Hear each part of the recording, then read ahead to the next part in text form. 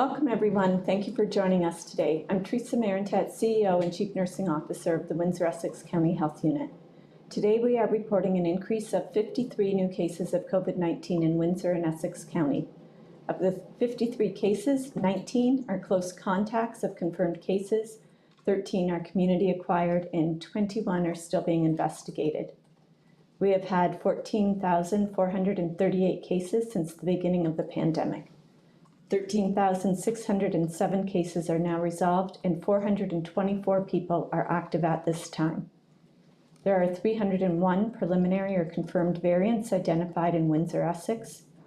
Currently, 124 of our active cases are variants of concern. 6 cases are currently in the hospital and 5 people are in ICU. Our community has lost 407 people to COVID. There are currently 9 active outbreaks in Windsor-Essex County, 5 workplace outbreaks, 2 community outbreaks, and 2 school outbreaks.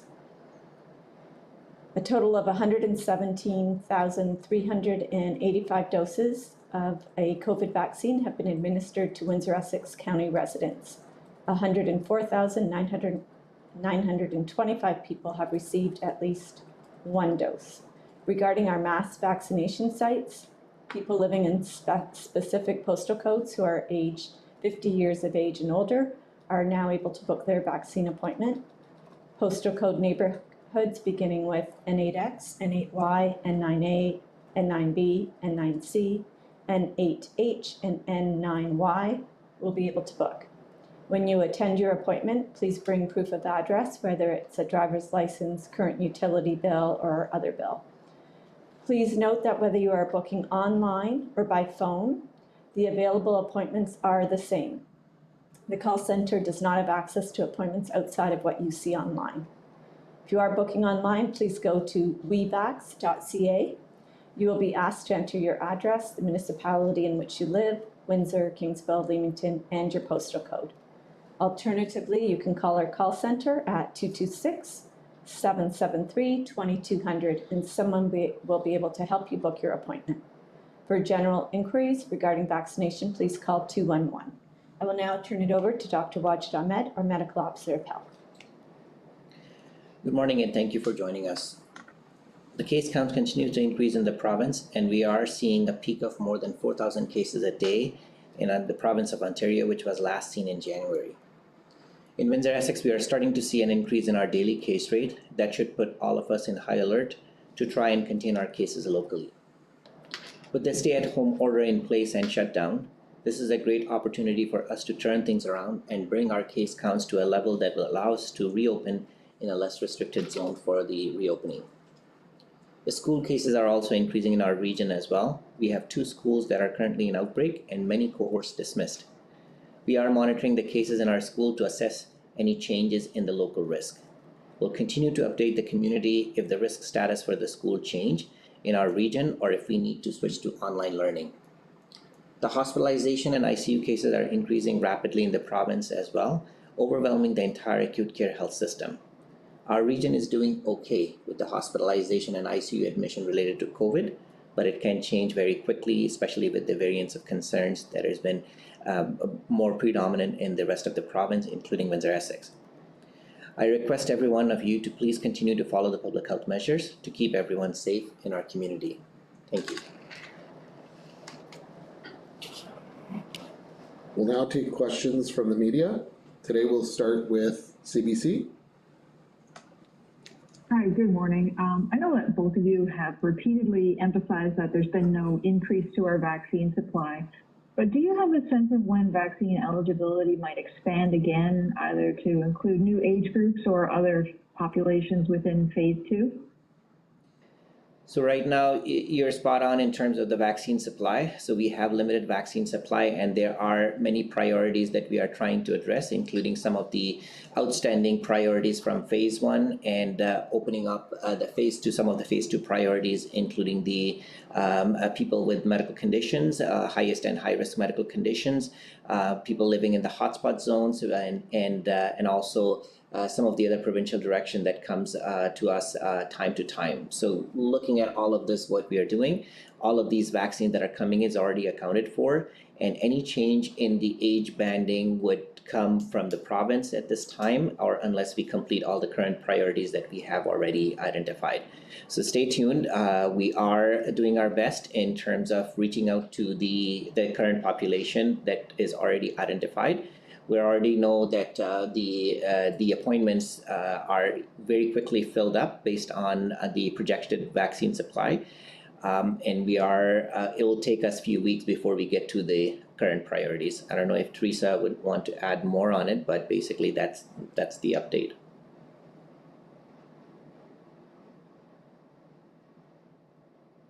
Okay, and now that a third of the eligible people are vaccinated, do you have a sense of when we might reach herd immunity? Do you have a target date for that?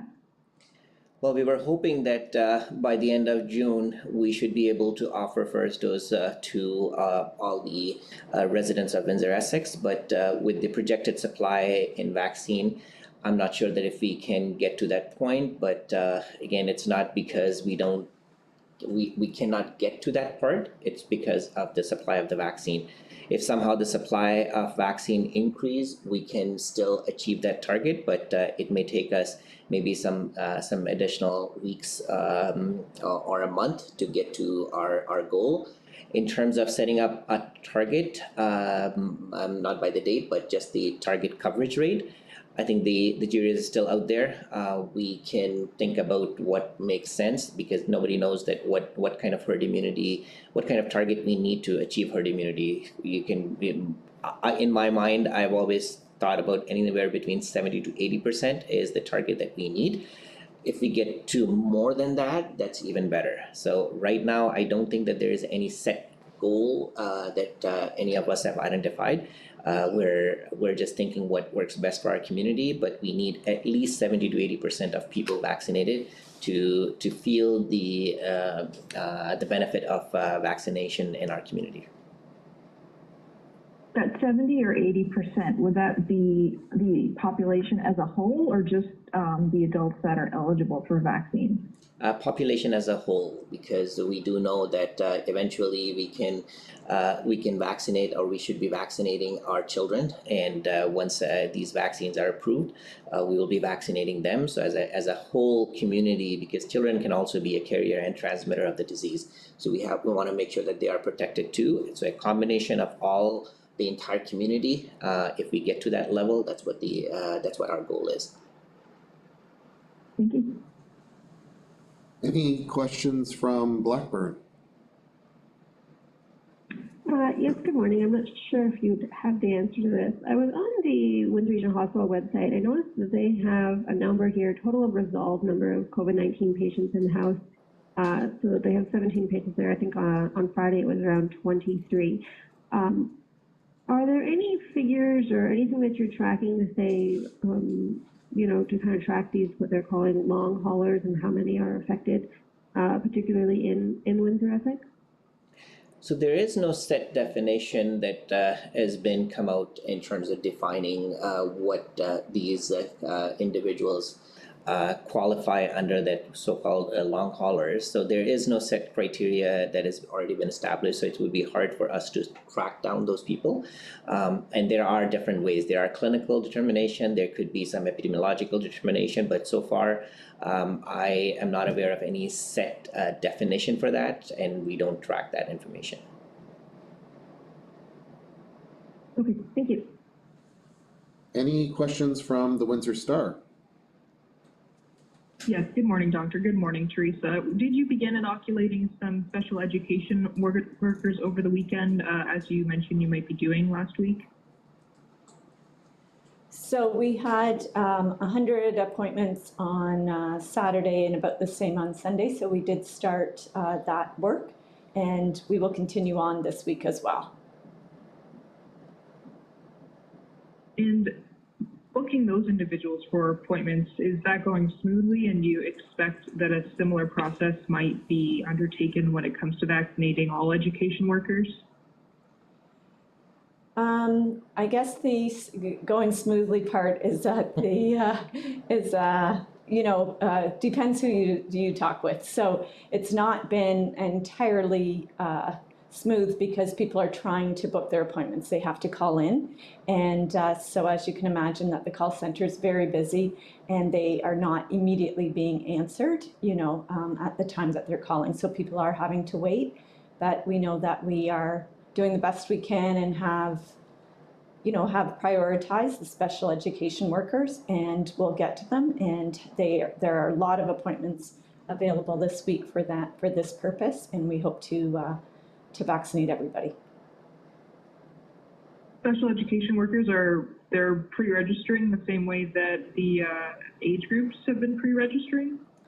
So the process was a little bit different in that we received a list from the school boards because it's a defined group of people, and then they are asked to call into our call-in center, and they are cross-referenced and then able to go get their appointment and attend. Thank you. Any questions from AM 800? Teresa, do you know if any fines or warnings, tickets issued this past weekend? I don't have an update on any fines or notices that were issued this past weekend. I'd have to check. Okay, thank you. Dr. Ahmed, to that point, we're still hearing that there are some businesses disobeying the stay-at-home order and some of the restrictions and opening up. I know last week I asked you this and you mentioned it's more in the hands of enforcement, police enforcement. Have you and the team talked to police to ask them to step up their enforcement for these businesses that are still operating? Well, our team talks to them regularly, and that has been the strategy that we've been working on since the beginning of this pandemic. So from a public health perspective, obviously, we are doing the enforcement as part of our public health role, and that continues to happen. Some of the additional enforcement measures need to come from our partner agencies, and we are working with them to ensure that the clarity of roles and responsibility is very clear, and we'll continue to work with them to make sure that these violations are not doesn't happen. All of this, what we are seeing, is already clearly identified in the Reopening Ontario Act, and we just need to enforce it. Thank you. Switching gears real quick, you mentioned high alert. That's the thing you used this morning. But looking at the variant cases, and I know you mentioned this to us before that it takes a couple of weeks, but we've been stuck on 5 as the identified UK variant for a number of weeks now. Is there a reason why this is taking so long to see what the other variant of concern cases are? Well, we are seeing the initial screening of these results that is coming our way all the time. And the confirmation, I think it does take a little bit longer with respect to going to the lab and getting some of these testing done. There's a lot of backlog in the provincial system and the national labs to validate and confirm these testings. So we are using with the preliminary screening results as we are seeing, and there are some lab capacity challenges with the confirmatory test, but when we are looking at the preliminary screening results, that's what we are using and making decision from a case and contact management perspective just based on the preliminary results. So whatever you're seeing, we are treating it as a VOC and taking the appropriate action accordingly. Thank you. Any questions from CTV? Yes, hi, good morning. In terms of the recent climb in variant of concern cases, is the health unit keeping a closer watch on them in terms of percentage of total cases they're making up, age group, and if they're more likely to end up in the hospital? Well, we did presented some of the data of what percentage of cases we are seeing in total of our daily cases. So we presented that data on Friday.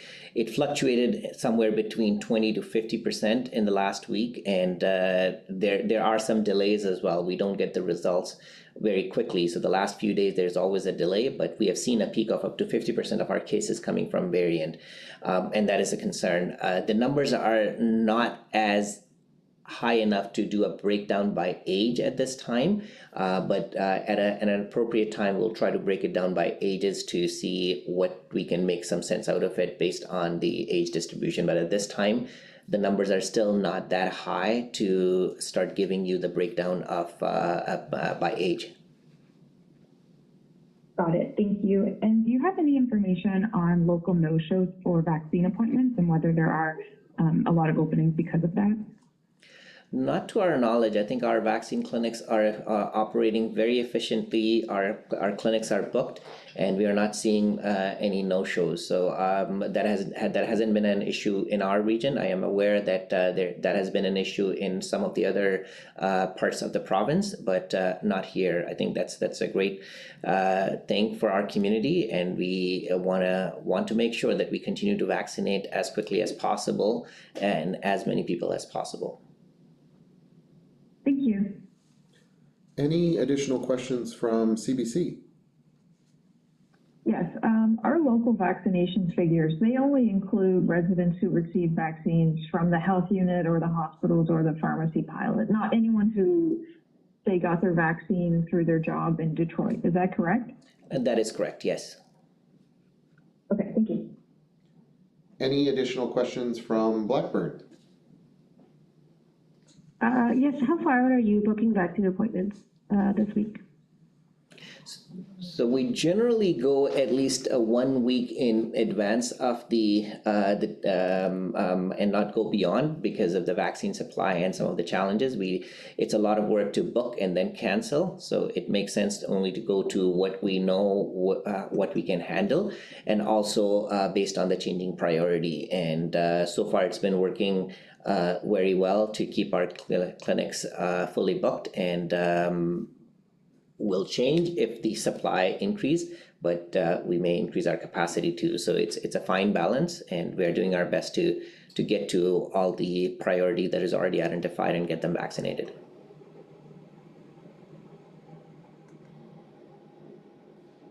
Thank you. Any additional questions from the Windsor Star? Yes, Doctor, as you've mentioned, the region has an opportunity to prevent things from getting worse like we're seeing in the rest of the province. Can you reiterate why people should think that this time it could be different? This time we do have the capacity to stop what we're seeing elsewhere in Ontario from happening. Well, Taylor, I think that's one of these things that every time when we are seeing things things that are not so good for our region, and Windsor-Essex have seen the majority of the cases, a significant number of cases, all kind of possible situation, largest outbreak in the farm sector, many things that we have seen in our community. So for a change in this third round or third wave of COVID-19, our region hasn't seen the same impact, and this is a big thing for our community. And thanks to everyone who have been working diligently to follow these measures, and we have an opportunity here to not to see the same impact that was seen in December, January, and February. We lost hundreds and hundreds of lives in that time, so it's not the same. We have an opportunity to keep everyone safe. We have an opportunity to come out, because eventually when this stay-at-home order and shutdown is lifted, depending on our case rates, we will open up based on the level of restrictions that where we will belong, and we can bring it back to, let's say, an orange zone, orange restriction level, or a yellow restriction level, depending on where our case counts are.